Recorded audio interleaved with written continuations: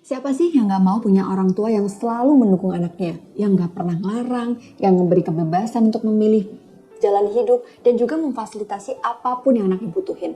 Tapi sayangnya, untuk dapat orang tua yang seperti itu, yang memberikan restu dalam setiap keputusan anaknya, itu nggak mudah loh teman-teman. Satu hal yang nggak bisa kita pilih dalam hidup, takdir memilih orang tua.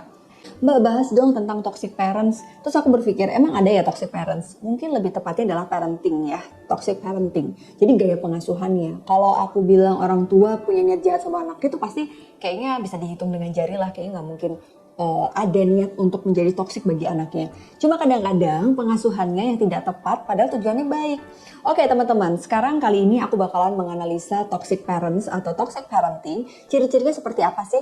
Nah, sebagian dari kita mungkin kalau dengar toxic parents itu terlintas kalau mereka tuh selalu mengekang, secara verbal dan non-verbal menyakiti, fisik dan psikis. Tapi ternyata toxic parents ini juga ada yang tipikal memberikan kebebasan, cenderung permisif dan tidak pernah memberikan demand atau target pada anaknya.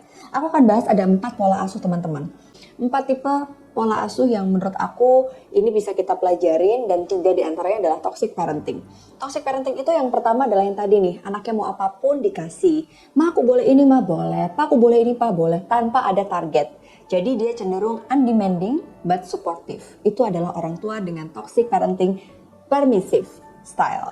Nah, style yang kedua yang cenderung demanding, memberikan target, tapi nggak pernah support. Jadi ini tipikal yang otoriter. Ma aku boleh ini nggak? Enggak, pokoknya kamu harus nurut mama titik. Otoriter. Otoriter ini cenderung membuat anak jadi gampang baper. Biasanya mereka dengan verbal non-verbal agresivitas gitu ya. Baik orang tua maupun anak juga cenderung seperti itu.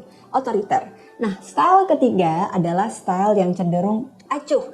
Ma aku boleh ini, bodo amat terserah lah, dan nggak pernah ada target. Jadi kayak apa ya, undemanding and unsupportive gitu. Jadi mau apapun anaknya silahkan dan nggak pernah disupport apapun. Itu adalah tipikal style yang acuh. Nah sekarang teman-teman, sebaiknya seperti apa Mbak Ana? Sebaiknya ini nih pola asuh yang sulit, tapi kalau bisa nih setiap orang tua harus punya demand atau target.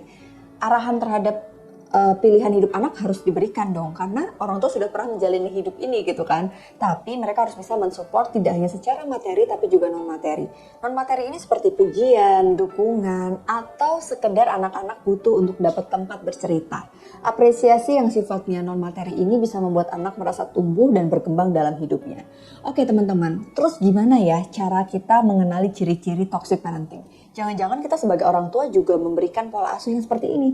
Oke, ciri-ciri pertamanya ya, yang paling gampang. Orang tua tidak bisa memberikan kasih sayang dan perasaan aman pada anaknya. Jadi anak merasa tidak mau dekat dengan orang tuanya.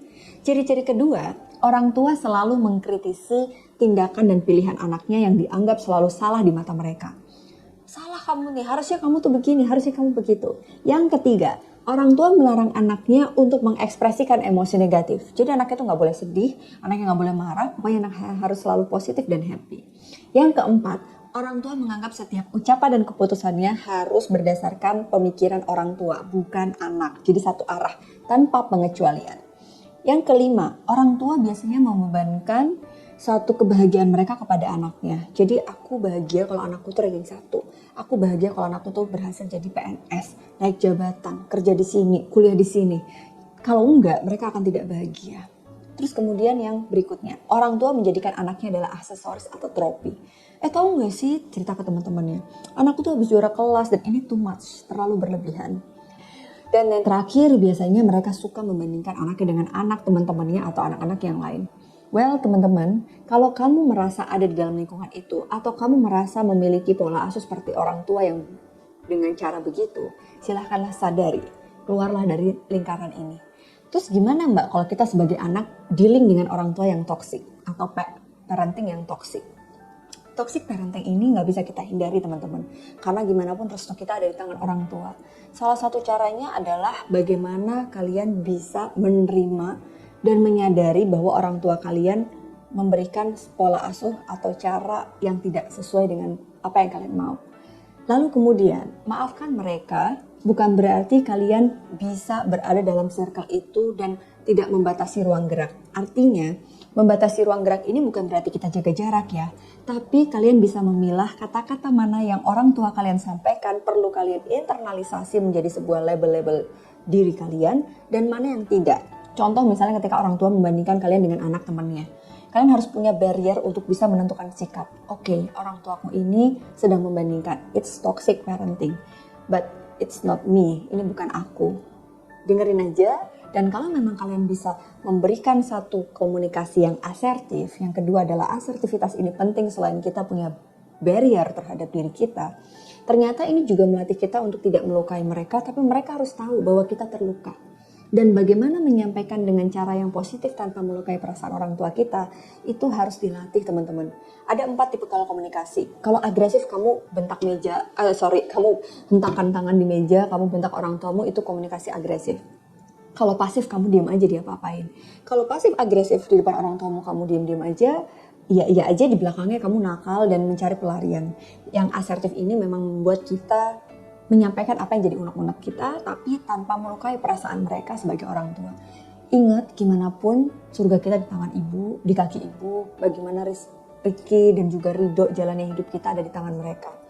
Jadi sadari kalau kita punya kendali utuh atas hidup kita, bukan dikendalikan oleh orang lain, even itu orang tua kita. Kadang-kadang perlu kok untuk iya pak, iya bu. Dan kalau memang lihat situasi tidak memungkinkan untuk komunikasi asertif dengan beliau ini, bisa cari jeda waktu. Kalian harus menenangkan diri kalian. Gunakan masker kalian sebelum menggunakan masker orang lain. Well teman-teman, intinya yang paling penting tips dari semuanya, kalian harus segera mencari pertolongan kalau memang kalian udah gak tahan lagi. Kalian harus bisa membedakan mana yang menjadi batasan terhadap diri kalian, ideal self kalian, dengan real self kalian. Jadi sebenarnya kadang-kadang toxic parenting ini menjadikan kita punya konsep ideal sebagai seorang manusia. Dan ini membuat kita gak sehat secara mental. Kalau memang kita merasa terganggu dengan itu, sebaiknya teman-teman segeralah ke terapi. Datang ke profesional. Kalau ngerasa mahal, waktunya nggak ada, online terapi. Kalian bisa follow Instagramnya APDC Indonesia karena sangat terjangkau banget kalau kalian bisa menemukan sesi terapi bersama para psikolog yang ada di sana. Atau sekedar sharing ke teman yang kalian ngerasa nyaman cerita sama mereka. Intinya, you are not alone dan kalian bisa membuat diri kalian nyaman atas diri kalian. Kebahagiaan kalian tidak tergantung dari sikap orang tua ataupun sikap orang lain, tapi tergantung dari sikap kalian menentukan kebahagiaan kalian sendiri.